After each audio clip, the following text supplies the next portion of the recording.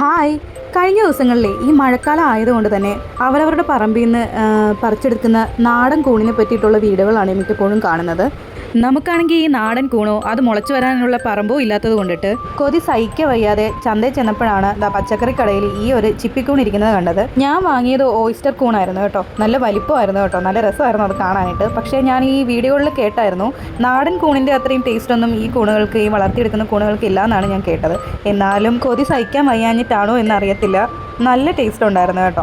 ഞാൻ ഈ കൂണ് റെഡിയാക്കുന്ന സമയത്ത് ഞാൻ ഇങ്ങനെ നോക്കിച്ചിരിക്കുന്നില്ലേ, അതെന്താണെന്നറിയാവോ?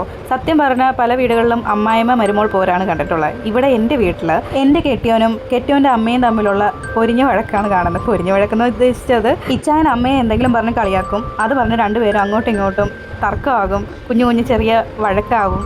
ഈ വഴക്കൊക്കെ ചിരിച്ചോണ്ടാണെന്ന് മാത്രം കേട്ടോ. ഇതൊക്കെ കേട്ടോണ്ടിരിക്കാൻ നല്ല രസമാണ്. അങ്ങനെ ഇന്ന് നമ്മൾ ഈ ഓയിസ്റ്റർ മഷ്റൂം വെച്ചിട്ടുണ്ടാക്കുന്നത് ഒരു റോസ്റ്റാണ് കേട്ടോ. അതിനായിട്ട് ഉപയോഗിച്ചിരിക്കുന്ന സാധനങ്ങളൊക്കെ നിങ്ങൾക്ക് ഈ വീഡിയോ കണ്ടാൽ മനസ്സിലാവും. വെളുത്തുള്ളി, ഇഞ്ചി, പച്ചമുളക്, വേപ്പില, സവോള, അങ്ങനെയുള്ള ഐറ്റംസാണ് ഞാൻ എടുത്തിരിക്കുന്നത്.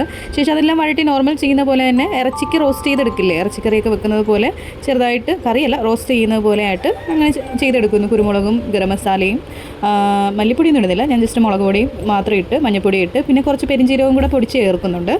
അങ്ങനെ ലാസ്റ്റ് മഷ്റൂമിന് നമ്മൾ അധികം വെള്ളം ചേർക്കേണ്ട ആവശ്യമില്ല കേട്ടോ. വെള്ളം ഞാൻ ചേർത്തിട്ടേ ഇല്ല, കാരണം മഷ്റൂമിൽ അത്യാവശ്യം നല്ല വെള്ളം ഉണ്ടാവും. പിന്നെ പാകത്തിന് ഉപ്പും ചേർത്ത് നല്ലപോലെ ഒന്ന് വഴറ്റി റോസ്റ്റാക്കി എടുക്കുക, അത്രേ ഉള്ളൂ. Very simple. തക്കാളി ഇടണമെന്ന് ആവശ്യമുള്ളവർ മാത്രം ഇട്ടാൽ മതി കേട്ടോ. ഞാൻ ചേർത്തിട്ടുണ്ട്. നല്ല പഴുത്ത തക്കാളിയായിരുന്നു, അതുകൊണ്ട് പെട്ടെന്ന് തന്നെ ഉടഞ്ഞ് കിട്ടിയിട്ടുണ്ടായിരുന്നു.